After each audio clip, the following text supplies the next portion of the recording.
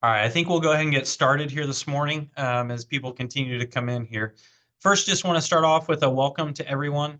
We are super excited for you to join us today and really excited to hear about the information that's going to be shared.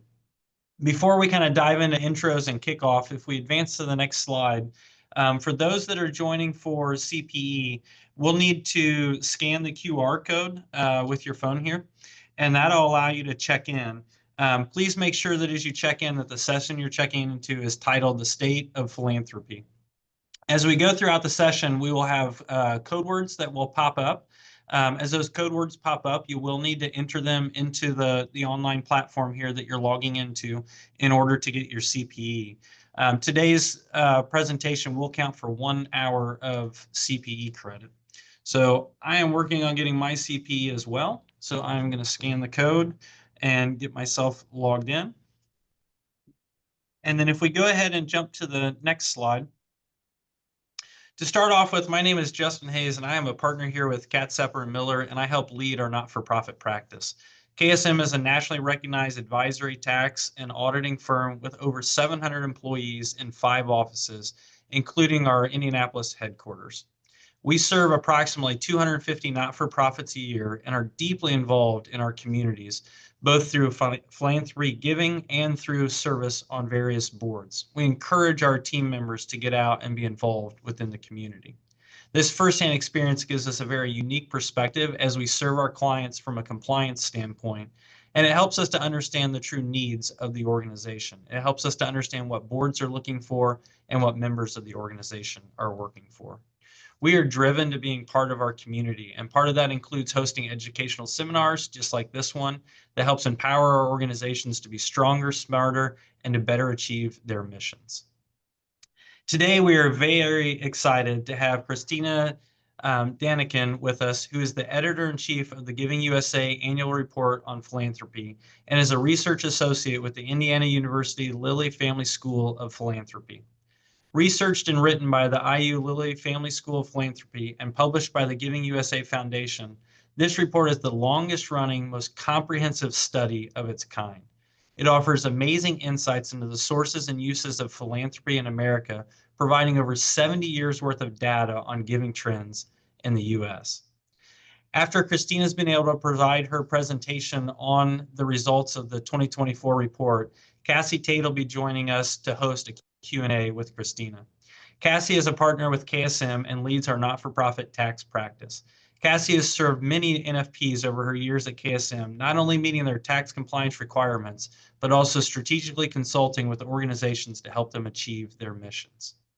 So thank you, Christina, for joining us today, and we are excited to hear about the insights that you had to share with us. I am going to hand it over to you to start talking through the findings of this year's report. Great. Thank you so much, Justin. I really am happy to be here. We've got exciting information to share today. So let's get started. Again, as Justin mentioned, my name is Christina Daniken, and I'm the editor-in-chief of Giving USA and a research associate with the Lilly Family School of Philanthropy at Indiana University.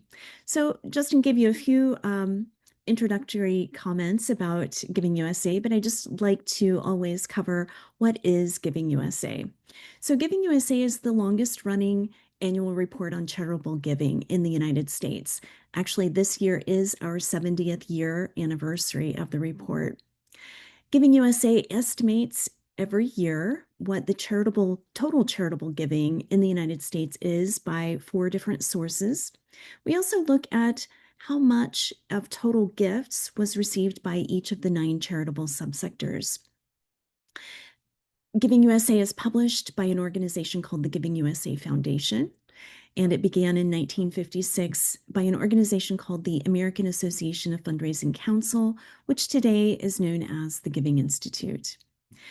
Giving USA is made possible by contributions from the Giving Institute member firms, as well as other foundations and still other donors.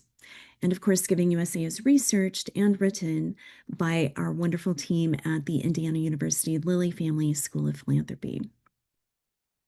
Just to give you an idea of what we're going to cover today, we're going to look at the key findings of Giving USA 2025, which is actually an overview of giving in the year of 2024. So we'll look at total charitable giving estimates for 2024. We'll go into more detail so that hopefully you'll have a good understanding of the giving by each of the sources that are the major donors in the United States. We'll also look at economic trends that influence giving. And finally, we'll look at the charitable subsectors individually so that we have a good understanding of how those looked and the giving that went to each of those subsectors in 2024. So let's start off by looking at total charitable giving in 2024.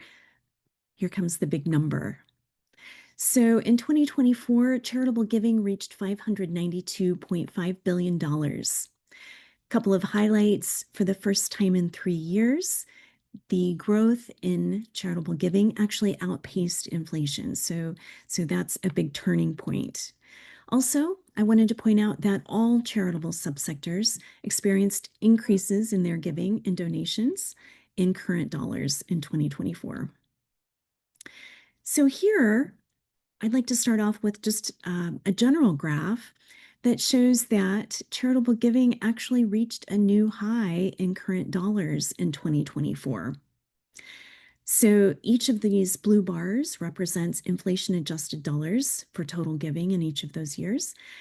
2020 is in gray, mainly just to highlight that that was the year that the pandemic really impacted, really began and started for all of us.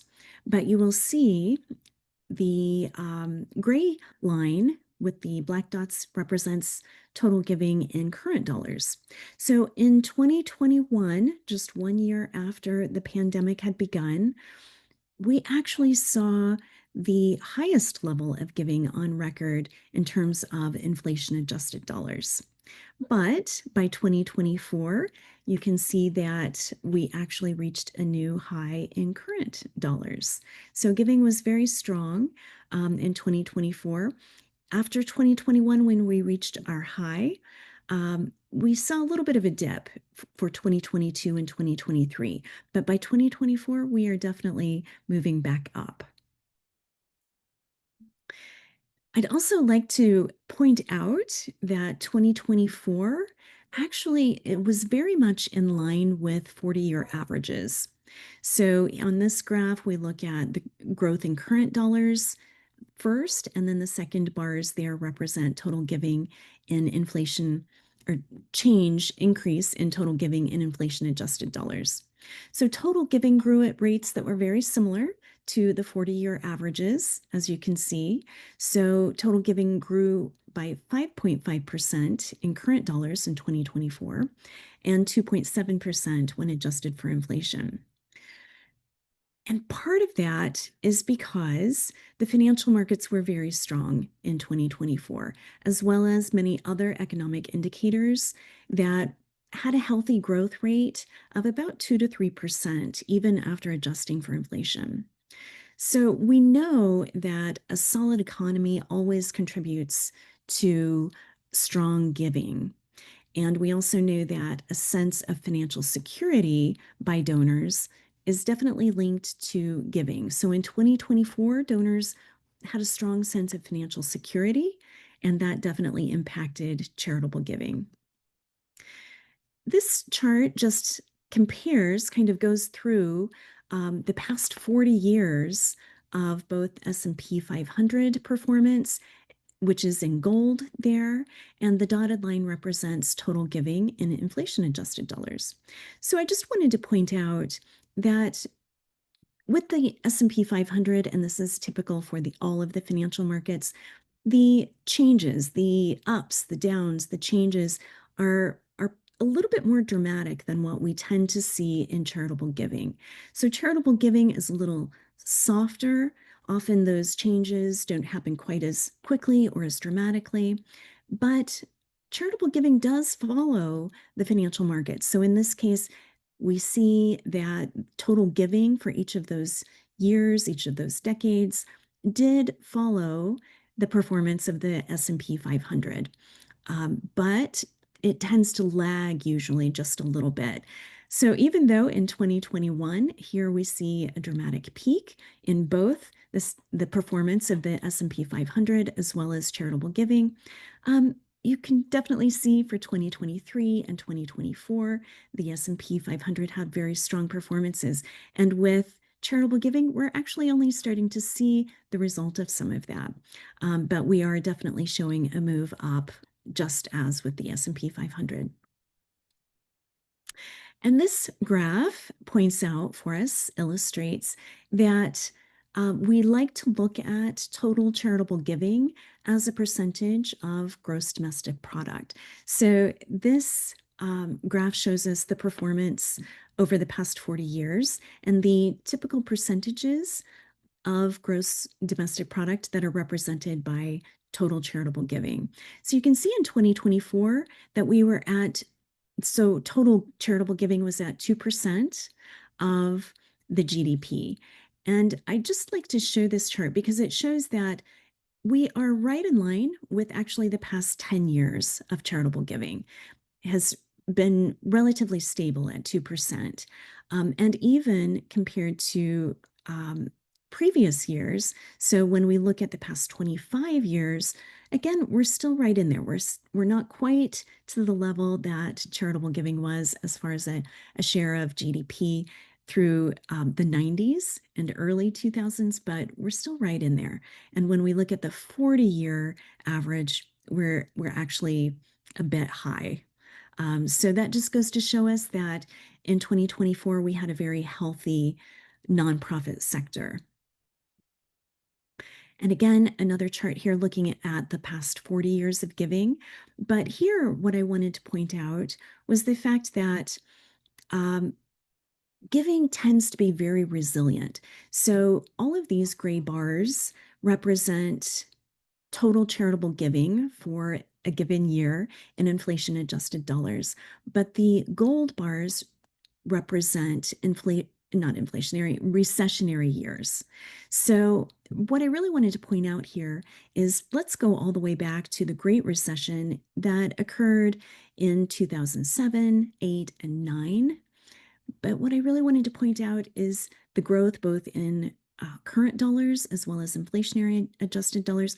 We immediately saw a trend upward after the recession ended.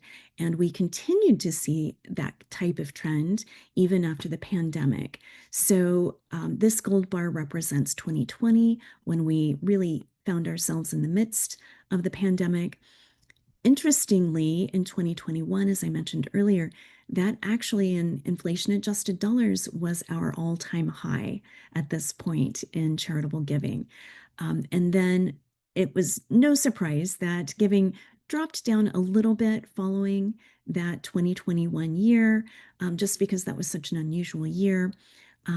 But we were also experiencing high rates of inflation, which did impact giving to a degree. But in 2024, we're already seeing that rebound impact of charitable giving. And as I mentioned earlier, in 2024, we actually saw that growth in charitable giving outpaced inflation. So I'm going to pause here and just call your attention to the code word 785 and give you a few seconds here to put that into your app for CPE. While you're pausing, we had a good question, just a clarification question, if that's okay, since you've got a break in your slides. So someone asked about total giving, the 592 billion. Does it include dollars going out of the U.S. to international charities, or is it just U.S.-based charities received in the U.S.? Can you just clarify what that means? Sure, I'd be happy to. That's a good question. So Giving USA is focused on domestic giving. So with that said, all of these dollars are very specific to giving that was made made by U.S. organizations. Now, we do have a subsector that is called international affairs. So what that means is that includes giving that was made by U.S.-based donors to U.S.-based organizations that then work in international situations. So ultimately, those funds aid issues in other parts of the globe, but all of the giving, both on the donor side and the original organization that donation went to, those were all US based. So I hope that offers some clarification. Thank you. I'll go ahead and move forward. So let's start by looking at breaking down that $592.5 billion by the sources that it came from. So in Giving USA, we look at 4 different sources, including individuals, foundations, corporations, and bequests. So this pie chart just shows us that of that $592.5 billion that was contributed in 2024, we see that really the vast majority, 66% of that, came from individuals. So individuals remain the primary source of all charitable contributions in the United States. So at 66%, individual donations counted for $392.45 billion. And I always like to point out that instead of going sideways here, I'd like to go straight across to the bequests slice of the pie, because in reality, the bequests are also made by individual donors. They just happen to be made through a particular type of vehicle where that contribution is made at the end of the donor's life. So when we add that 8% that was actually donated by bequest to the 66% that was made by individuals, we actually end up with almost 3/4 of all giving that is made by individuals. So in this world where we have a lot of media attention that goes to the very large foundations or the very large corporate contributions, I think it's always important to point out that it's still the individual donors who carry the lion's share of charitable contributions in the United States. But moving on, I also want to point out that philanthropic foundations accounted for 19%, so just under 20% of all charitable giving in 2024. This includes foundations such as private foundations, family foundations, and it also includes community foundations. So all of those foundations together accounted for $109.81 billion of that total. And finally, I'd like to discuss corporate giving. So corporate giving is actually growing a little bit in recent years. So corporate giving in 2024 accounted for 7% of all giving, reaching an actual new high of $44.4 billion in 2024. And under corporations, it's important to note that that includes direct contributions made by corporations to nonprofit organizations. It also includes grant making through corporate foundations. Next, I'd like to dig in just a little bit to the individual giving numbers. So again, we've got our chart here where the orange bars represent individual giving in inflation-adjusted dollars, whereas the blue line represents giving in current dollars. So giving by individuals grew 8.2% from 2023 to 2024. And that would be in current dollars. So the growth still was at 5.1% when adjusted for inflation. So inflation did start to moderate in 2024. It was actually at about 2.9% for the year. So that was lower than the previous years, which definitely had an impact, allowing individual donors to feel a little bit more comfortable with making their charitable donations because they felt like they were in a better financial position themselves. Consumer sentiment was also up strongly from 2023. Even though, as far as consumer sentiment goes, we're still on the low end of historical levels, but we're again moving back up in 2024 from where we had been during the heat of the pandemic. I also always like to point out with individual donors that in this era of the mega donor, such as Mackenzie Scott, we see a lot of attention focused on those mega donors, and they are making ever larger donations, and that's wonderful. We love to see that. But I like to point out that still, remember, our individual portion of total giving was over $392 billion. And of that total, $11.72 billion was from mega donors. So again, mega donors still represent a fairly small portion of that total amount given by individual donors. So I always like to point that out because it's important to remember and to recognize that what we call our everyday donors are still carrying the lion's share of philanthropic giving. So those are the donors who are still very important to your organizations, and that it's very important to kind of keep them in mind as you're developing your fundraising programs. So now I'd like to look at foundation giving in more detail. So giving by foundations in 2024 actually reached a new high in current dollars in 2024 and exceeded $100 billion for the third consecutive year. So this is all good news for foundation giving. We've seen that the strong financial markets definitely have an impact on foundation giving. So when foundations see that they are having high returns on their endowments, then they tend to give more. So we're definitely seeing that. We've seen that actually over the past 3 years. So again, these orange bars represent the inflation adjusted dollars of giving by foundations, whereas the current dollars are the blue line. But you'll see that starting from 2021, we actually saw in 2022 that growth where in 2022, the foundation giving moved up above $100 billion that year.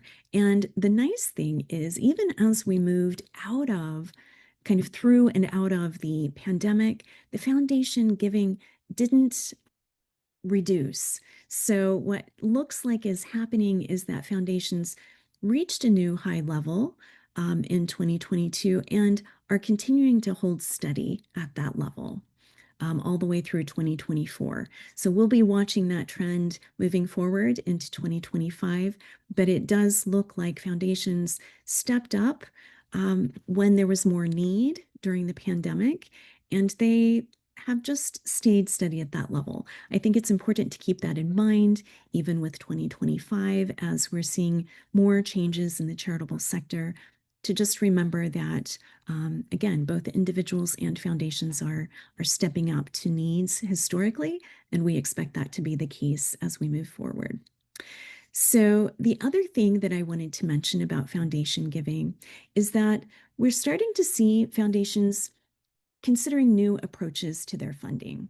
So one of the influences has definitely been the large gifts made by Mackenzie Scott, who gave those gifts with very little, if any, reporting requirements or strings attached as far as how those funds should be used.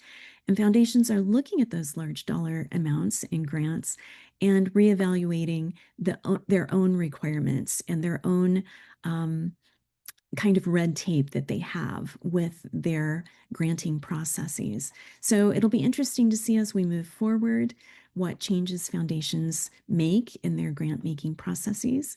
The other thing that we're starting to see is many foundations are embracing different kinds of programs that are very program related. So we call those program related initiatives and mission related initiatives. And sometimes those include very innovative programs that might even look more like a loan or a collaborative project where maybe there are more than one foundation participating in funding more than one nonprofit, maybe all working in the same cause area, just doing some very different kinds of programs. And along with those, some are incorporating government funding as well.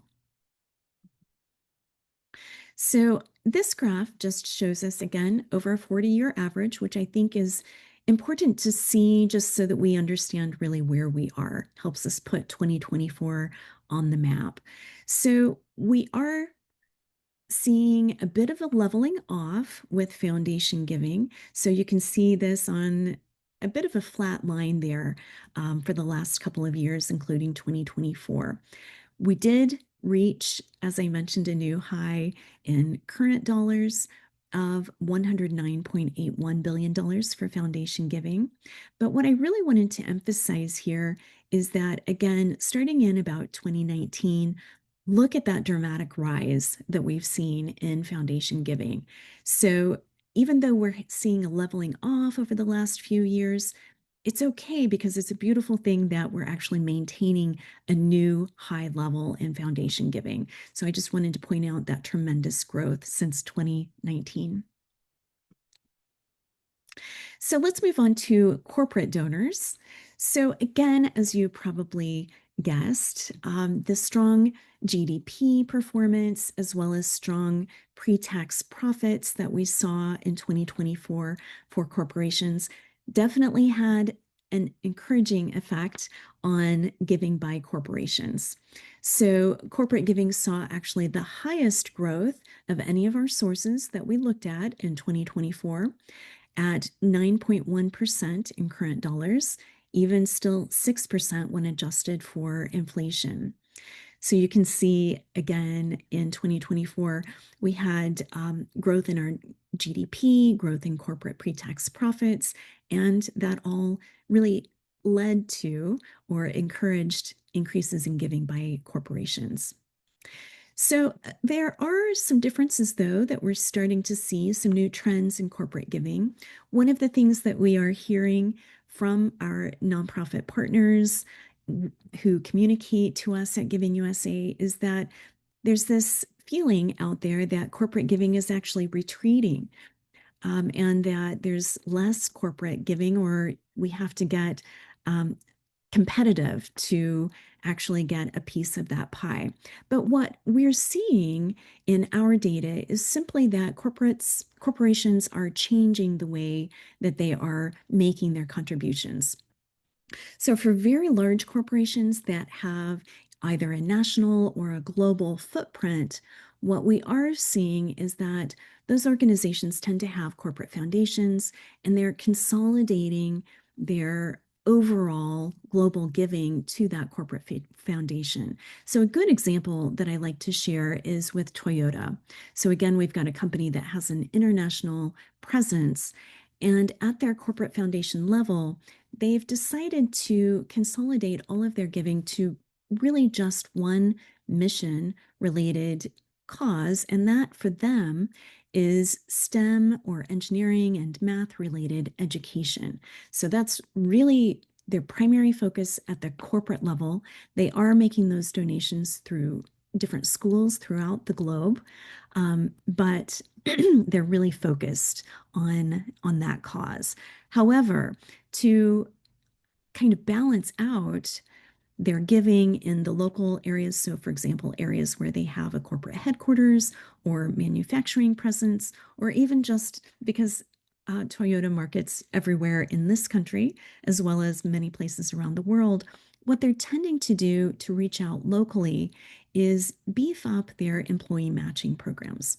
So they are using their matching programs that are through and given to organizations that are of primary interest to their employees, and they're making more money available for those matching programs and basically allowing their employees to decide where that giving goes.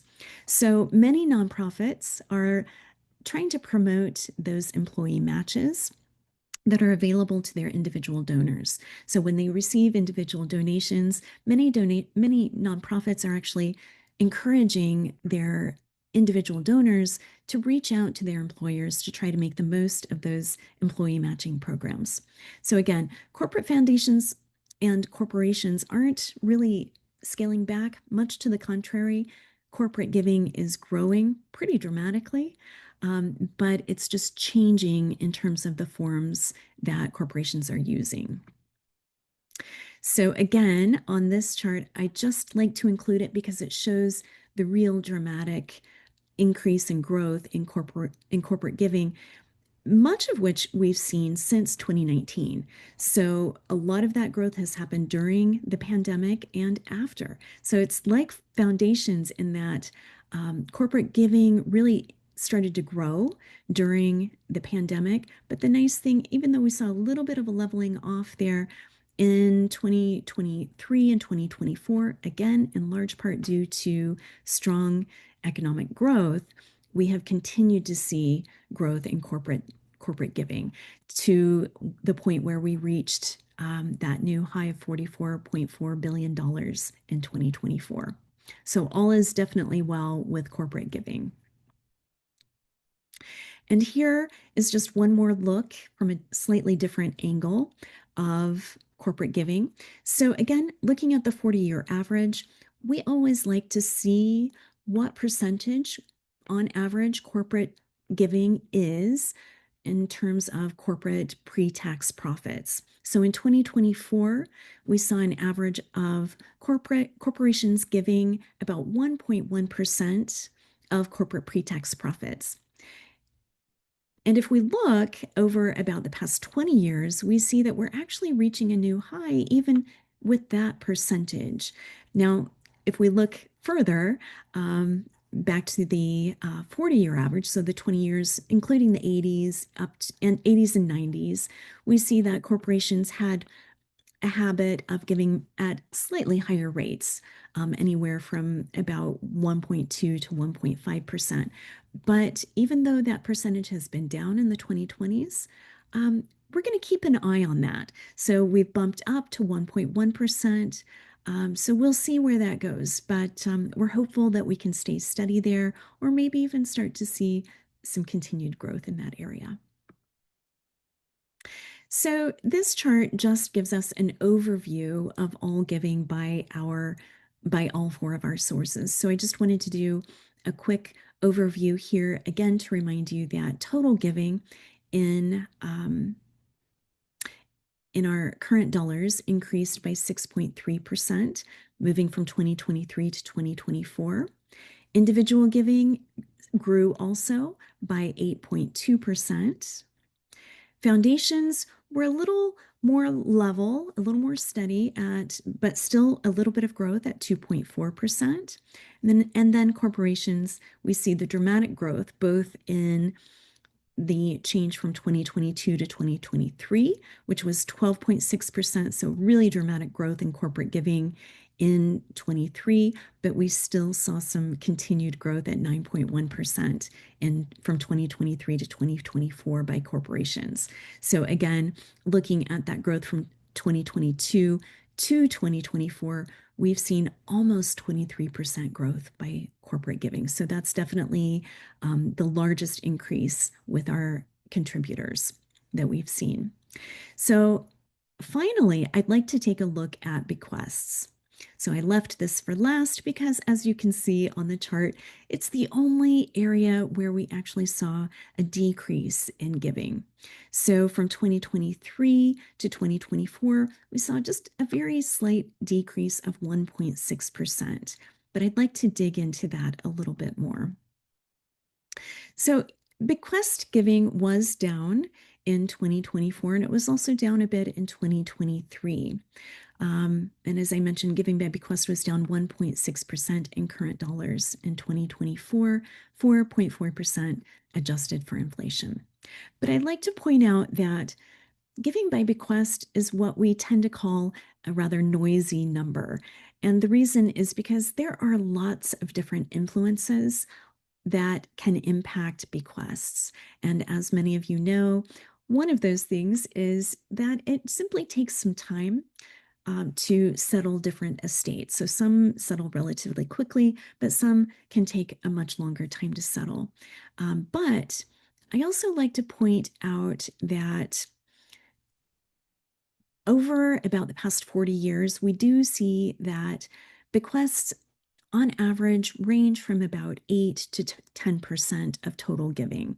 So even though we are on the low end of that range, we're still very much in the normal range for bequest giving. So one of the questions that we tend to get a lot related to bequests is, are we seeing indications that the great wealth transfer has begun? Because people are looking for signs of that transfer in bequests. And honestly, we have to say at this point, given the fact that we've seen kind of low normal ranges for bequests in the past few years, we're not really seeing that great wealth transfer happen yet. It is definitely poised for growth as the baby boomers and older generations are aging and looking at transferring wealth both to charitable organizations as well as heirs. So we're hopeful and we're waiting and we're watching. But a couple of other things may be at play here. So what we are seeing is that many of those wealthy donors are starting to use other charitable giving vehicles even while they're living. So a common adage is that wealth dies old. Personally, I like to rephrase that in a more optimistic view, saying that wealth lives long. And a good example of that is Warren Buffett, who will be celebrating his 95th birthday this summer. So as people are living longer, they're actually starting to take advantage of more giving vehicles that provide them with benefits while they're still living, many of which are tax benefits, but also other benefits. So a couple of just examples to think about are giving vehicles such as qualified charitable distributions, which allow individuals who are age 70 and a half and older to meet their required minimum distribution from their IRAs, but they can donate all of that distribution or a portion of that distribution directly to a charitable organization. And the donor receives a pretty significant tax benefit for that donation while they're living, while at the same time, the charitable donation is received immediately by the nonprofit organization. There are many other types of giving vehicles, such as charitable gift annuities and other things that those donors are using. So we're thinking that much of that transfer is actually beginning, but it's actually showing up more in individual donations with those interesting giving vehicles and not yet with the bequests, but we do expect bequests to grow in the next several years. So again, I like to just give a bigger picture view of what's happening with bequests. So even though we've seen bequests be a little bumpy since 2019, so we have seen some ups and some downs, and we happen to be at a bit of a down at this moment. And bequest giving totaled $45.84 billion in 2024. But I want to point out, even with some of the bumpiness, we're actually still at a dollar point that was above the 2019 bequest giving. So even though we're down a little bit from recent years, we're still higher than we were ever before prior to the pandemic. And finally, as far as our sources go, I'd like to just share with you this graph. So when we're looking at the 5-year range, the most recent 5 years between 2020 and 2024, we know that our distribution across different donors looks a bit different than it has in previous years, and especially looking at 40 years ago. So the most obvious thing that we see is a decrease in the share of all giving that comes from individual donors. But what I think I'd like to make you all aware of is that a lot of that is because, again, this foundation support is averaging at about 18% over the most recent 5-year period. And that has really grown over the past 40 years. The other thing that is growing is, again, that corporate share of the pie. So this year we're at 7%. That's been a new average over the past 5 years. But you can see really over the past 40 years, we're at a much higher share of corporate giving. And then bequests, again, I just want to point out this year we happen to be at 8%. That is our new 5-year average. But if you look over the past 40 years, that's still very much in the range of normal, very much in the range of what we expect. So again, I also want to emphasize that even though it looks like our share of individual donors is going down, the individuals still represent the vast majority of charitable giving in the United States. Okay, so I'll pause there. It's time to enter a new code. So I'll give you a few minutes to enter the 455.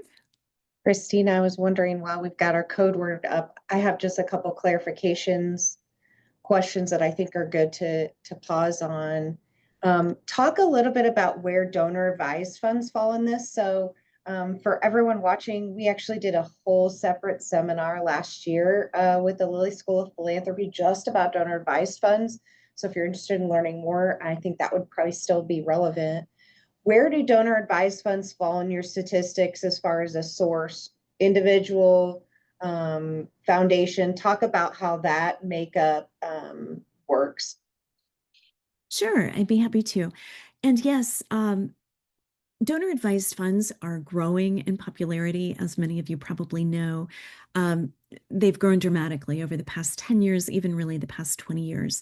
In our data, because donor advised funds are created, those accounts are created by individuals. So all of the DAF giving on the source side is counted under individual donors.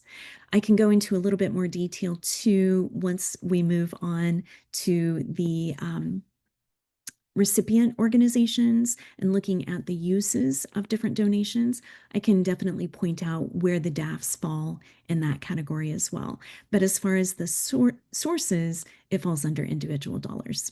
Perfect. So what Thank we you. do is we just consider that a specific type of giving vehicle used by individuals. So Thank yes, you. thank you for the good question, Cassie.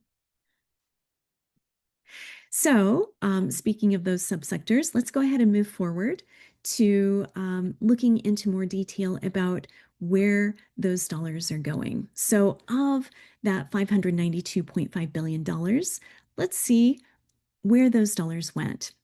So on our pie graph here, we see that the largest share of those dollars went to religion. And religion has historically in the United States been the largest recipient of all charitable giving, and it continues to be so.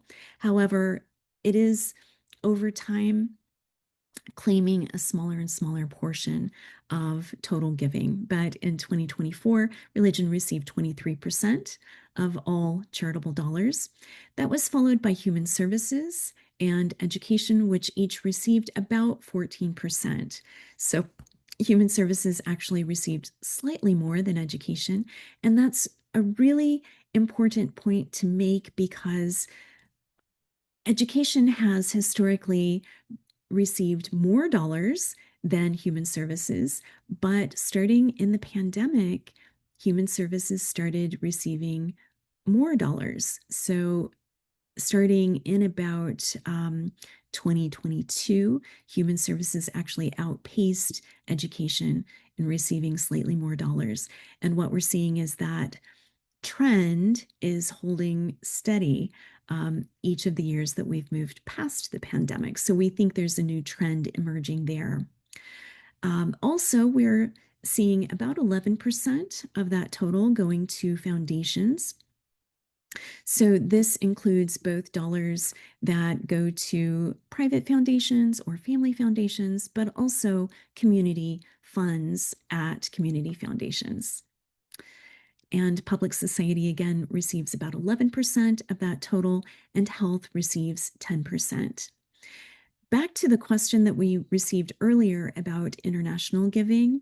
So in the United States, about 6% of all contributions made by US-based donors goes to organizations that focus, again, US-based organizations that focused on international affairs. So as far as the work that those organizations do is definitely international in focus, but those are US-based organizations. And finally, arts, culture, and the humanities, as well as individuals, received about 4% of that total, and 3% went to environment and animals. Now, with the individuals slice of the pie, it's important to note that we typically don't actually consider that a subsector, but we're starting to see the numbers grow so much that we really needed to include it in our total pie. So most of what that represents is actually corporate donations that are being made to individuals through in-kind products. So the largest share of that is actually pharmaceutical donations by pharma companies that are donated usually completely for free to individuals. But that is, as I mentioned, starting to account for more and more of the total amount of giving. So we created a slice there for this year's pie. So again, I think it's important to be able to compare to understand fully what changes are happening in 2024 compared to other years. So a couple of the big points that it's important to notice is that giving to religion is decreasing rather steadily over time. So you can see that we're comparing two graphs here, one from 1984 and one from our most recent Giving USA analysis of 2024. So religion in 1984 accounted for a full 62% of all charitable contributions made in the United States. That amount has gradually and slowly reduced each year to the point where in 2024, religion accounted for only 23%. This is due in large part based on just cultural differences in the United States. One of the biggest is that we're seeing that fewer Americans are actually considering themselves affiliated with a particular house of worship, regardless of what that denomination or faith-based organization might be. There are just fewer people identifying with a specific faith-based organization. And the other thing is just that in years past, we saw more religious organizations, so houses of worship themselves, that collected donations and then distributed those for different causes that were not necessarily related to religion.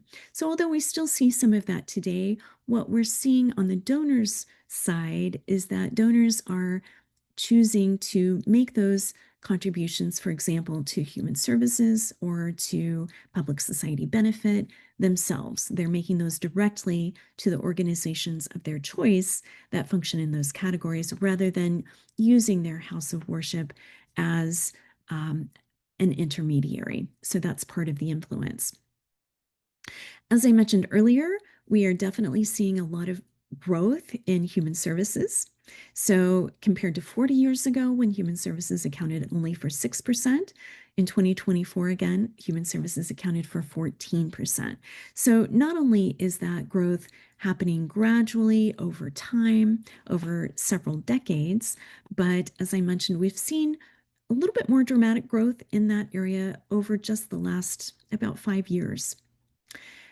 Education now, again, is second to human services, but still quite a bit of growth in education.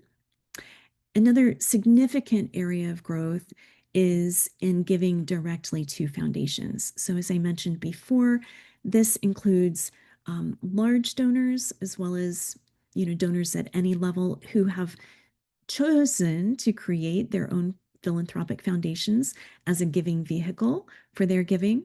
But this also includes kind of growth in community foundations using more different kinds of funds that donors in a community can give to support their own neighborhoods or their own cities, their own regions. So this has been an area of rather dramatic growth as well over the last 40 years. So again, with human services, I just like to point out, even though in recent years it's leveled off a little bit since about 2019, the main thing that we like to point out is that since 2019, or the era of the pandemic, we saw really dramatic rises in giving to human services. And the beautiful thing is that even though we're seeing a leveling off, what we're not seeing is a drop off back to pre-pandemic levels of giving to human services. So it looks like human services is actually going to stay at the new level of giving that we saw starting in the pandemic years. So that's very optimistic for us.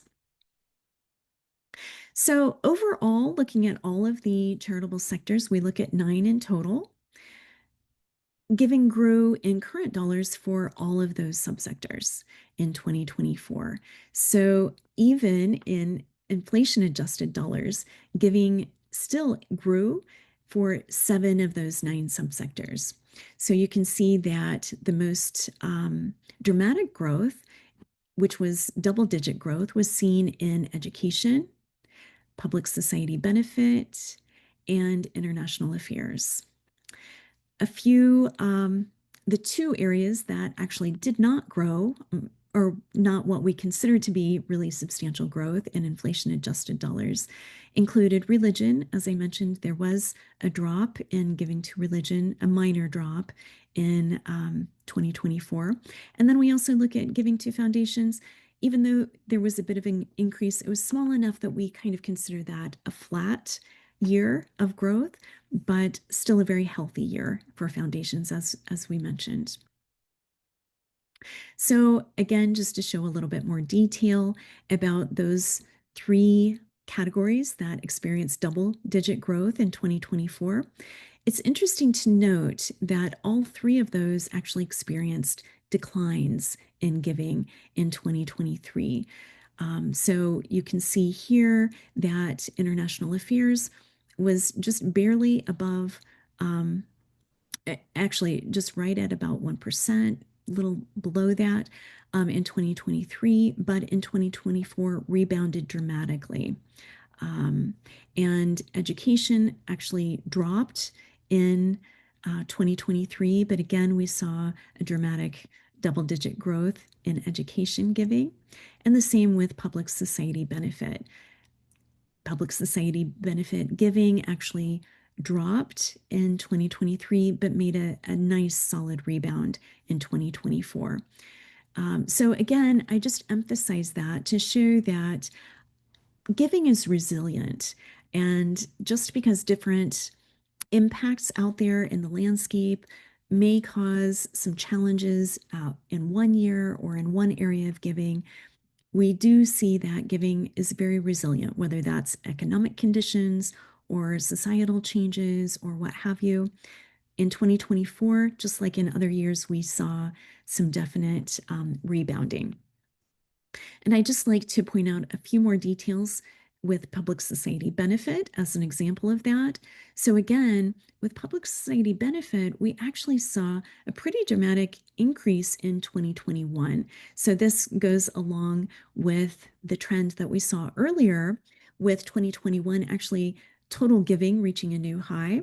Well, that was the case with public giving to public society benefit as well. So we saw a new high in 2021, but after that, we did see a bit of a decline in 2022 and 2023. But now it looks like giving to public society benefit is actually making a nice recovery. So even though we're not at a new high in 2024 for PSB, we're second only to 2021. So we saw a nice rebound, and it looks like we're probably set to stay here as a new start for 2025. So the last thing that I'd like to point out is that 4 of those subsectors, 4 of our 9, actually reached all-time highs, even when they were adjusted for inflation. So again, education grew in current dollars by 13.2% to $88.32 billion in 2024. So even in inflation adjusted dollars, that's growth of 9.9%, so almost 10%.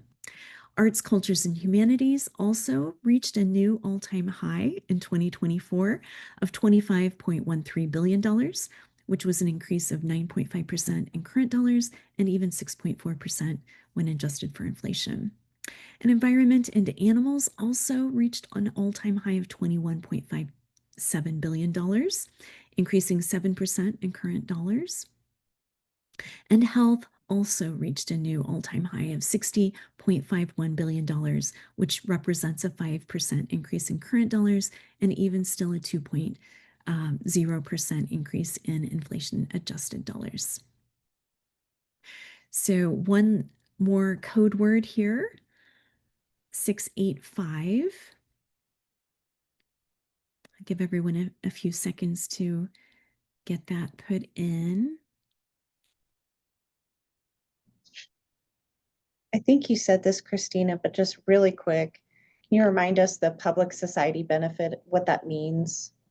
Yes, that's always an area of confusion. So public society benefit includes a wide range of organizations. So it includes organizations that are advocacy organizations for any type of group of people or even organizations. So rights-based organizations that are fighting for the rights for different groups of people. It also includes philanthropic organizations that's actually their mission. So organizations such as the United Way or Jewish Federations.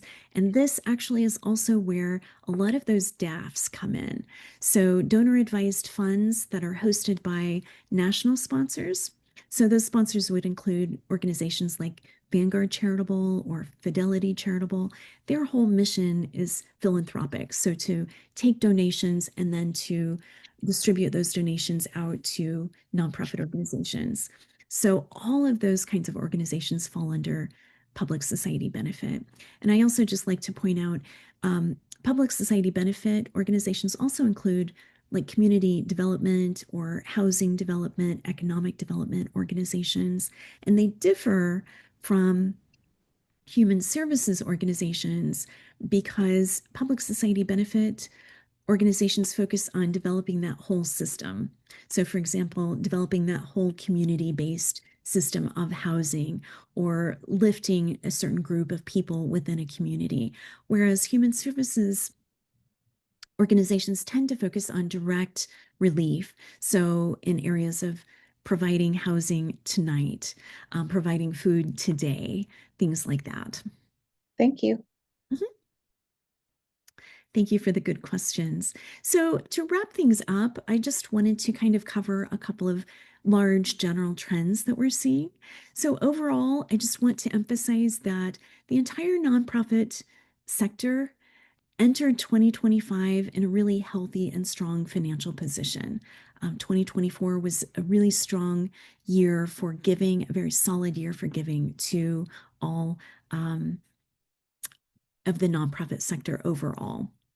And again, I want to emphasize this theme of resiliency because we are starting to move out of those pandemic years, out of the influence of the pandemic on charitable giving.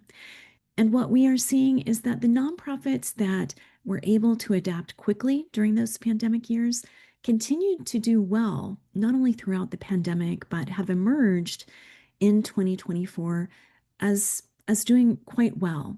So those organizations tended to be the ones that adopted new technology in a hurry.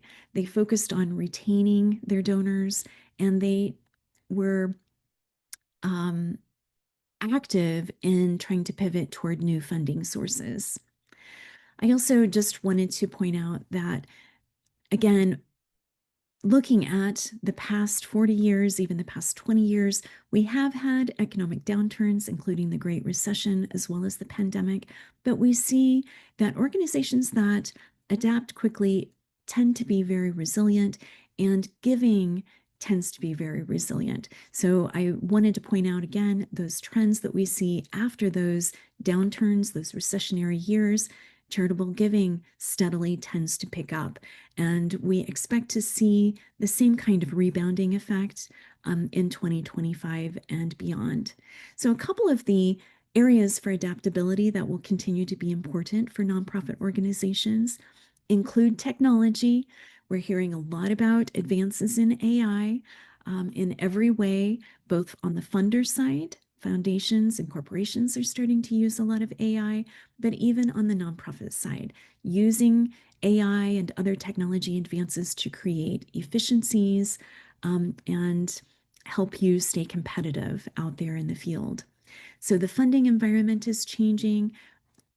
Again, I just wanted to emphasize that one of the important factors that's bringing into play is just highlighting how important it is to diversify funding sources and funding bases. And also, as we look at the great wealth transfer and changing generations, it's going to be important for nonprofits to appeal to those older donors as that wealth transfer is happening. Look at the different kinds of giving vehicles that those donors find appealing and that offer many benefits to those donors, both during life and after. And also looking at starting to really focus on those next gen donors. So understanding what their interests are, where you can meet them, where they like to focus their time and energy in terms of how they give, how they like to be involved with organizations, and so forth.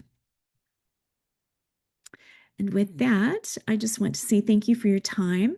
I've really enjoyed sharing some of this information with you. It's been a solid year of work coming up with this data, so we're always excited to share the findings. And I'm happy to take questions at this point. Christina, thank you. We're happy to stay on a bit for questions. I wanted to, if you can flip to the next slide, since we're right at 10, if you have to run, make sure you get that last code word in, and just make sure you check out when you're done. I wanted to thank everybody, and thank you, first of all, Christina, so much for spending time with us. Thank you, everyone, for joining us. I wanted to remind everyone we've recorded the webinar and we're going to email it out later, so you'll receive a recording.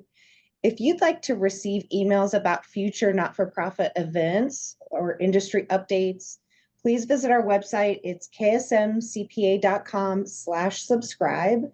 And if you select not-for-profit, you'll be included on opportunities like this in the future. So please check that out. I'm going to allow folks to exit if they need to, but I wanted to ask a great question that came up during the session.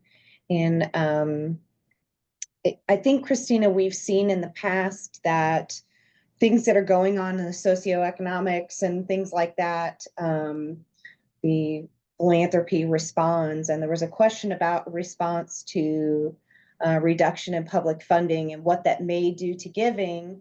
You know, we've seen philanthropy respond in the past, and certainly what you have today is a summary of 2024. But I wondered if your thoughts on past socioeconomic events or perhaps government contractions, things like that, tend to think that those things will change in the future. Do you have any thoughts on that?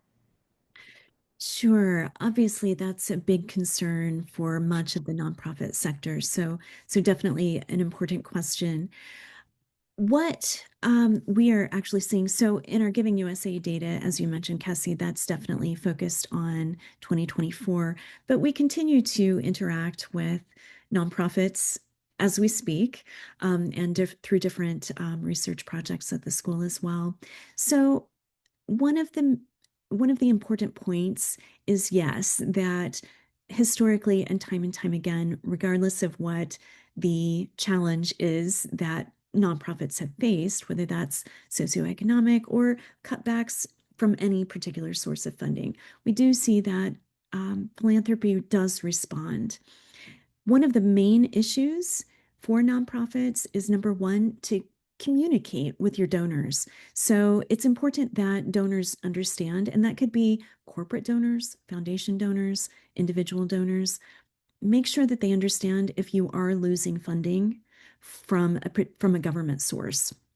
So that's one of the key factors in philanthropy responding is that they just need to understand what's happening. The other thing is that we are seeing many organizations definitely moving toward new and creative sources of funding. So making sure that you're not too heavily focused on one source of funding. So a lot of nonprofits tend to rely, whether it's government funding, a particular source, or a foundation grant. Those tend to be very large sources of funding. So it's easy to keep moving along as long as those are continuing to come in. But it just emphasizes the need to diversify even those large sources of funding. But one area that we're seeing some growth and change in is that, again, with foundation donors and even some government funders, they're wanting to do more collaborative funding. So that is a new way that organizations are still replacing some of that large chunk of funding that may have been lost, not necessarily through just one new source of funding, but through a collaborative approach. And that can be a combination of private foundations, community foundations, different government foundations. Sometimes a large major donor gets involved, but those are all ways that we're seeing that nonprofits are responding to the current environment. Thank you. I know we're at time, but there is one other thing I was curious about when you were talking about, we've been doing this with you guys for 5 years. And so now I'm seeing trends, and I'm noticing that for the first time really ever in the chart, the line that shows the S&P 500 and the line that shows total giving have flip-flopped. Our total giving is always for years and years and years above, S&P below, and they've sort of swapped. Do you expect that's a new trend, or do you think our giving will catch back up, as economic fears are satiated, or what are your thoughts on that? One of the things that is just always a factor in charitable giving is the economy. So we always have to consider what's happening in the for-profit sector as we look at total giving to the nonprofit sector. So it's hard to tell what the future will look like, but again, with the economic factors, we're expecting continued growth because of new technology. A couple of the big ones, artificial intelligence is definitely moving some of those S&P 500 numbers, even cryptocurrency. Some other things are changing the world of technology and therefore business. So we do expect that as there is continued growth in the private sector, it's very, very likely that we'll continue to see strong growth in charitable giving. And the other thing I just wanted to point out is with the numbers that I shared on corporate giving and the growth in that in recent years, we do see not only culturally is there more of an there's a little bit more pressure these days on corporations to be good corporate citizens. So we're seeing that in a variety of ways.